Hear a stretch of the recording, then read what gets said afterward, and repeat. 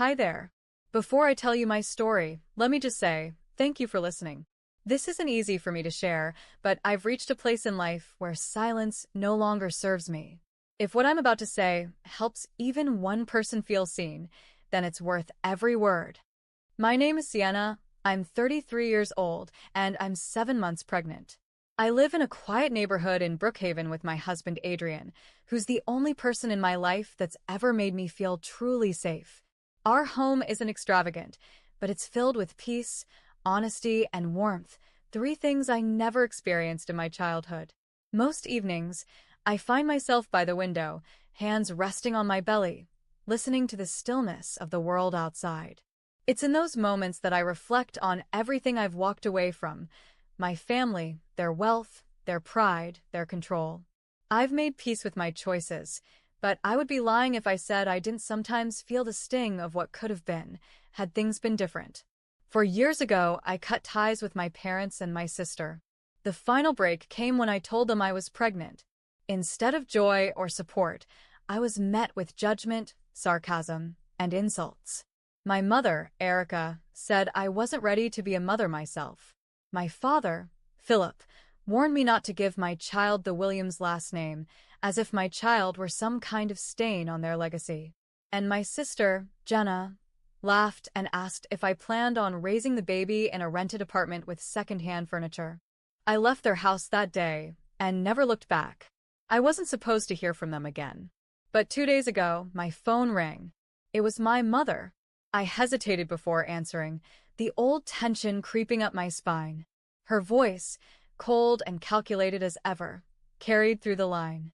"We're hosting a baby shower for you this Saturday at Listener, 8 p.m. sharp. Everything's arranged. Be there." There was no warmth in her voice, just expectation. I didn't respond right away, but something in me knew this wasn't about celebration. It was about control. Again, I agreed to come, not because I wanted their approval, but because it was time to confront everything once and for all. Saturday arrived sooner than I expected. As I stood in front of the mirror adjusting the soft folds of my navy maternity dress, I caught my own reflection and hesitated. I didn't look like the women in my family, no flashy labels, no polished perfection. Just simple, clean, and comfortable. And yet, I felt powerful. My hand instinctively cradled the curve of my belly. I wasn't just going for myself anymore, I was going for him. For Leo. Adrian walked in, adjusting the cuff of his suit jacket. "You sure you want to do this?" he asked gently. His eyes always held so much care, like he could see the weight I carried even when I smiled. I nodded, firm but calm. I need to look them in the eyes one last time. We arrived at Listener just before 8 p.m. The restaurant's golden glow spilled onto the cobblestone path outside, its Art Deco facade glittering with wealth and exclusivity. It wasn't my kind of place, but I knew it well. Adrian had taken me here once, years ago, when it first opened. Back then, it felt intimidating. Tonight, it felt like a stage. Inside, the air smelled of butter, wine, and roses. The maitre d', a polished young man named Tyler, greeted us with a forced smile. "Are you here for the Williams party?" I nodded. His face flickered with unease. "Actually, they've already finished their meal." Confused, I reached for my phone and showed him the message from my mother. She said 8 p.m. Tyler leaned in slightly and lowered his voice. "Their reservation was at 6. I think they changed the time." Of course they did. I should have expected it. With a sigh, I thanked him and followed him toward the private dining room. The moment I stepped in, my stomach turned, not from the baby, but from the atmosphere. The table was cluttered with empty wine glasses, dessert plates, and half-eaten entrees. My mother Erica sat at the head of the table, draped in pearls and wrapped in a white Chanel jacket, sipping her drink like royalty. My father Philip looked awkward, fiddling with his napkin. And my sister Jenna, ever the star of her own show, leaned back in her chair, scrolling through her phone with a smug smirk. "Oh, Sienna, you made it," Erica said with mock surprise. "We were starting to think you weren't coming." I didn't sit down. The message said 8. Jenna looked up and shrugged. "I told her 7. Maybe you read it wrong." I stayed silent. knowing exactly what game they were playing. But this time, I wasn't going to fold. I stood at the edge of the room, taking in the scene like an outsider observing a play. Erica gestured toward a waiter, who brought over a folded bill in a leather booklet and placed it neatly at the center of the table. "Well," she said brightly, "since the guest of honor is finally here, we were just about to take care of the check." I narrowed my eyes. Something didn't feel right. "You've already eaten," I said. "What check?" Erica looked directly at me, her smile sharp as glass. "The baby shower dinner, of course. Custom menu, wine pairings, floral arrangements, it all adds up. But it's your special day, Sienna. Naturally, we assumed you'd cover it." My heart thudded. "Excuse me?" Jenna leaned forward, elbows on the table, her voice dripping with condescension. "Come on, Sienna. You're married to a CEO. Surely a little celebration like this isn't a big deal. It's just $6,800. I blinked, stunned. "You planned a baby shower I didn't ask for, purposely changed the time so I'd arrive late, and now you expect me to pay for it." Erica waved her hand. "Don't be dramatic. It's not about the money. It's about respect. This is a Williams family event. You represent us whether you like it or not. Or would you have preferred pizza and paper plates?" I felt Leo shift inside me, as if he, too, sensed the rising pressure in the room. My hands trembled slightly, but I kept my voice steady. "No. I'm not paying for this. You set this up to humiliate me, and I won't be part of it." Philip cleared his throat uncomfortably, but said nothing. Jenna laughed, a quick, dismissive sound. "Of course she won't. She never takes responsibility for anything." I turned to leave. "I don't owe you anything, especially not $6,800. Erica stood up, her voice growing sharp. "You ungrateful little girl. We built this name. We gave you everything. And now you spit in our face like this." I turned back, my voice louder this time, firm. "You didn't build anything. You bought appearances. I'm done pretending I owe you gratitude for your cruelty." That was the moment her face changed. Rage flushed her cheeks, and in one swift motion, she reached to the host's stand beside her, where the thick wooden menu board still sat. Before I could react, she lifted it with both hands and brought it down on my head. The room erupted in gasps as the heavy wood cracked against my skull. I stumbled back, the pain sharp and immediate, blood beginning to drip down the side of my face. My legs gave out beneath me, and I collapsed. Everything around me blurred into streaks of gold and red, the chandeliers above, the horrified faces, the distant clinking of glasses that suddenly fell silent. I was aware of the warmth trickling down the side of my face, the weight of my body sinking into the cold marble floor, and the gasp that escaped my lips not because of pain alone, but because I feared for the little life growing inside me. Then I heard his voice. "Sienna?" Adrian's footsteps thundered across the dining room. He dropped to his knees beside me, panic etched deep in his face. His hand cupped the side of my head as he gently turned me toward him, his thumb brushing away a streak of blood. "Stay with me," he whispered. "It's okay. I've got you." He looked up, voice firm and furious. "Call 911. She's pregnant, she's bleeding." The restaurant staff scattered into motion. Tyler, the manager, was already dialing his phone. Several waiters ushered other guests away as the air grew thick with disbelief and fear. Erica stood frozen, the wooden menu board still in her trembling hands. Her eyes darted between me and Adrian, her mouth parted, as if the reality of what she'd just done was only beginning to settle in. Jenna, for once, was speechless. Philip sat pale and motionless, staring down at the wine glass in front of him like it might give him answers. Within minutes, the screech of sirens sliced through the silence outside. Red and blue lights flashed across the restaurant walls as police officers and paramedics rushed in. Adrian gently stepped aside as a medic knelt to examine me, asking questions. Was I dizzy? Could I feel the baby moving? Could I speak? I nodded weakly, whispering, "My head and my baby." The medic reassured me they'd check everything, and they carefully placed a support collar around my neck. Meanwhile, Officer Grant, a tall, stern officer with a sharp jawline and calm authority approached the table. "Who assaulted this woman?" he asked clearly. Adrian pointed directly at Erica. "She did." "That's my wife. She's 7 months pregnant. She hit her with that board." Erica opened her mouth, but her voice cracked. It wasn't supposed to." "You're under arrest," Officer Grant said firmly, stepping toward her. "You have the right to remain silent." As he handcuffed her, the other officers took statements from witnesses, including the restaurant staff and Tyler, who confirmed that the reservation time had been manipulated and that everything had been planned without Sienna's knowledge. Chef Marco, the restaurant's owner, arrived moments later. Upon learning what had happened, he immediately cooperated with the authorities, offering security footage, financial records, and digital communication logs between Erica and the restaurant. As I was lifted onto the stretcher and wheeled toward the ambulance, Adrian stayed at my side, holding my hand tightly. "I'm here," he whispered, "and they're going to pay for everything." I believed him. 3 weeks later, I found myself sitting quietly in the front row of the Brookhaven County Courthouse, my body sore but healing, my mind sharper than ever. I was now approaching the end of my 8th month of pregnancy. Leo kicked gently from time to time, as if reminding me he was still with me, still safe.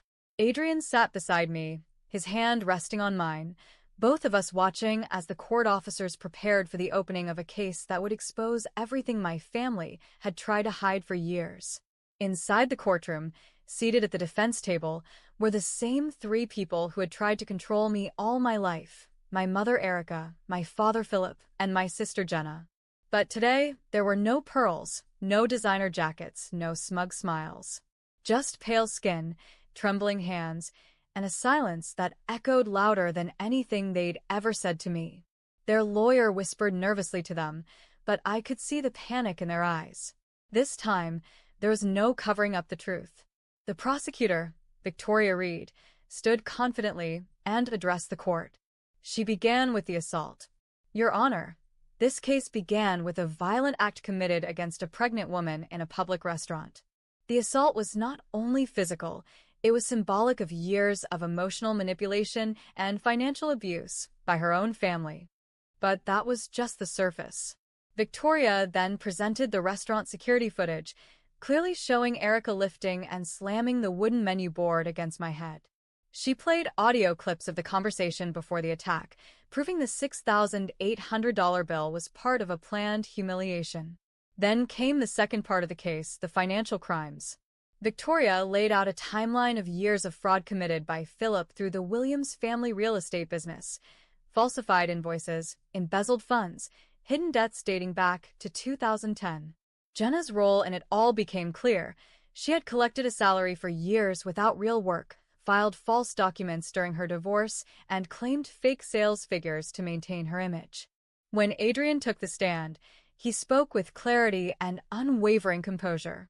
"They tried to bury my wife in shame, in fear, in debt, but they forgot who she really is. And they underestimated me.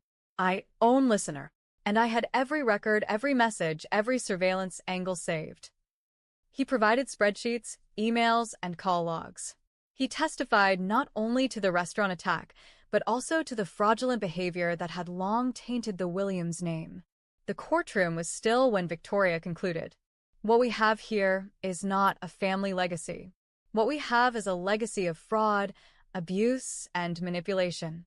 And now, justice must be served." The defense tried to paint it as a misunderstanding, Erica's actions as a moment of emotional distress, Philip's choices as financial desperation, Jenna's involvement as minimal. But it didn't matter. The truth was too loud to be ignored. The judge took only a few days to return with a verdict. The courtroom was filled with a heavy silence as the judge entered and took his seat. I sat upright, one hand on my belly, the other clasped in Adrian's. My heart pounded, not from fear, but from the weight of this moment. Years of silence, humiliation, and emotional torment had led to this single point in time. I didn't know what justice would feel like, but I was ready to find out. The judge, A composed and clear-voiced man in his 60s adjusted his glasses and read from the documents in front of him. In the matter of Erica Williams, Philip Williams, and Jenna Williams, this court finds the defendants guilty on multiple counts including assault with a deadly object, financial fraud, embezzlement, and falsification of legal documents. Erica closed her eyes. Jenna's shoulders collapsed. Philip exhaled shakily, his face ghostly pale. The judge continued. Erica Williams is hereby sentenced to 5 years in state prison for aggravated assault and accessory to financial fraud. Philip Williams is sentenced to 6 years in prison for embezzlement, tax fraud, and falsification of business records. Jenna Williams is sentenced to 4 years in prison, with 1 year suspended, for her role in document fraud, illegal income claims, and participation in false reporting. He paused, then looked directly at the defense table. Let this be a reminder that social image and status do not place anyone above the law. The court orders immediate seizure of all remaining Williams family assets. The estate will be liquidated. All fraudulent earnings must be returned. There were no outbursts, just stillness, an eerie, cold realization settling over my former family. As the bailiffs moved in to escort the 3 of them away, Erica turned around. Her voice cracked through the silence. Sienna, please. You don't have to do this. We're your family. I stood up slowly, my legs steady despite the weight I carried, both physical and emotional. You stopped being my family the day you chose control over care. I'm protecting my son. This was never about revenge. This was about ending the cycle. She didn't say another word. The 3 of them were let out in cuffs, their steps heavy and defeated. Outside the courthouse, the spring sun warmed my face. For the first time in years, I felt truly free. Just 4 days after the sentencing, I was standing in the kitchen folding a small blue blanket when I felt the first contraction hit. It wasn't sudden or sharp, just a slow, intense pressure that made me pause mid-movement and grip the edge of the counter. I'd felt Braxton Hicks before, but this was different. This was real. Adrian. I called calmly, my voice steady but urgent. He appeared almost instantly, eyes wide with alertness. It's time, I whispered, placing his hand over my belly. He didn't ask a single question. We grabbed the hospital bag that had been packed for weeks and headed to the car, his hand never leaving mine the entire drive. At the hospital, everything moved quickly. Nurses moved efficiently, for lines were set, monitors beeped softly. The contractions intensified. The pain ebbed and surged like ocean waves crashing against my spine, but I focused on my breathing, on Adrian's voice gently counting me through it. I remembered what Erica had said months ago, that I wasn't ready to be a mother, that I couldn't handle it. She was wrong. 10 hours later, with sweat on my brow and tears in my eyes, I heard the most powerful sound in the world, the first cry of my son. They placed him on my chest, tiny, warm, and perfect. Leo, I breathed. Welcome home. Adrian kissed my forehead, his eyes wet. You did it, he whispered. We did it. In that moment, every courtroom, every insult, every wound, physical or emotional, faded into the background. I wasn't broken. I wasn't weak. I was a mother. And my son would never grow up in a home ruled by fear, shame, or control. He would grow up with love. 2 years later, on a crisp autumn morning in Brookhaven, I stood by the window of our sunlit home watching the golden leaves dance in the breeze. Leo, now a vibrant, curious toddler, ran through the backyard laughing as he chased after a falling leaf, his tiny sneakers crunching the grass. His laughter filled the air with life, a sound I had never known in my own childhood, a sound that reminded me daily of how far I'd come. Inside, the fireplace crackled, and the soft scent of cinnamon drifted from the kitchen where Adrian was preparing breakfast. Our life wasn't flashy or extravagant, but it was built on honesty, love, and strength. We had everything that truly mattered. From the bottom drawer of my desk, I pulled out a letter that had arrived last week. It was from Jenna. She was out of prison now, living in a small town under supervised probation. Her handwriting was shaky but familiar. The letter was filled with apologies explanations, and a quiet plea for reconciliation. I folded the paper without finishing it. I didn't need her words. The past couldn't be undone, and I had made peace with that. Forgiveness, maybe, but not return. Adrian walked into the room and wrapped his arms around me from behind, resting his chin on my shoulder as we watched Leo twirl among the leaves. "You okay?" he asked. I nodded, leaning into him. "Better than okay. We made the right choice. We left behind lies and built something real." He kissed my cheek. "No regrets." I smiled. Not one. Somewhere far away, my mother Erica was still serving her sentence. My father Philip remained in state custody, and Jenna was starting over on her own terms. I didn't wish them harm, but I no longer carried their burdens. As Leo ran up to the window, holding up a handful of leaves with pride, I opened the door and stepped into the yard to meet him. He ran into my arms, full of joy, full of trust, full of life. And for the first time in forever, I felt completely whole. It was late October, 2 years after the day my world changed. The leaves in Brookhaven had turned golden, and the air held a quiet chill that whispered of endings. I had just returned from the park with Leo when the letter arrived, a stamped envelope addressed in a familiar, tight cursive I hadn't seen in a long time. It was from the Illinois State Correctional Facility. It was from Erica. I didn't open it right away. I let it sit on the table for hours, untouched, while Leo napped and Adrian worked in the study. Finally, as twilight crept through the windows, I broke the seal. Inside was a short letter. No excuses, no explanations, just a request. She wanted to see me. One time. "Please," she had written. "I want to speak to you as your mother, if you'll let me." I didn't answer immediately. But a week later, I found myself sitting in the back seat of a transport vehicle with Adrian beside me, his hand resting on my thigh as we approached the towering stone walls of the prison. I wasn't here for closure, not exactly. I was here to make sure there was nothing left undone, no lingering words or illusions. Inside, the visitation room was sterile and silent, a pale gray space with plastic chairs and reinforced glass. Erica was already seated when I walked in. She looked older, thinner. The elegance she once wore like armor had vanished. Her hair was streaked with gray, her skin pale, lips dry. But her eyes were still sharp. "Sienna," she said, her voice cracking slightly. "You came." I nodded and sat across from her. "I came because I needed to hear it, whatever it is you think you need to say." She looked down for a moment, folding her hands. "I've had time to think. A lot of it. And I know now. I was cruel. Not just once, but for years. I punished you for being different. I let pride come before love." I didn't respond. I needed her to say it all. I told myself I was protecting our family's image.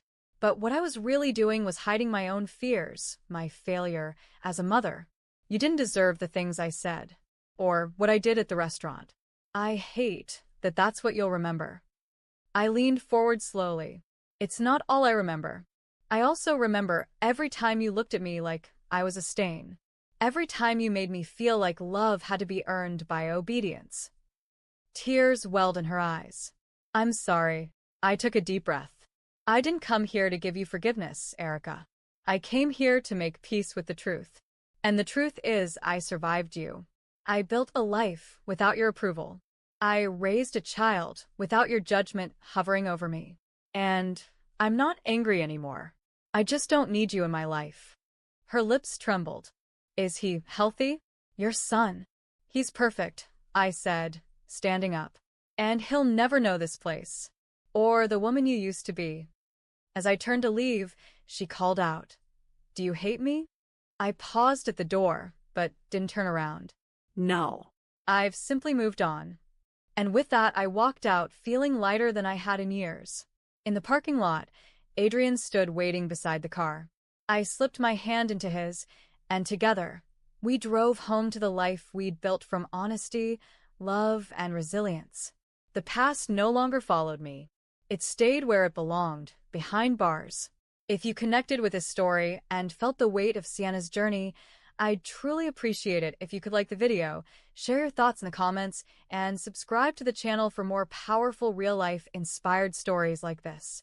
Your support helps bring more voices to life, stories of strength, survival, and the quiet victories that matter most. Thank you for being here.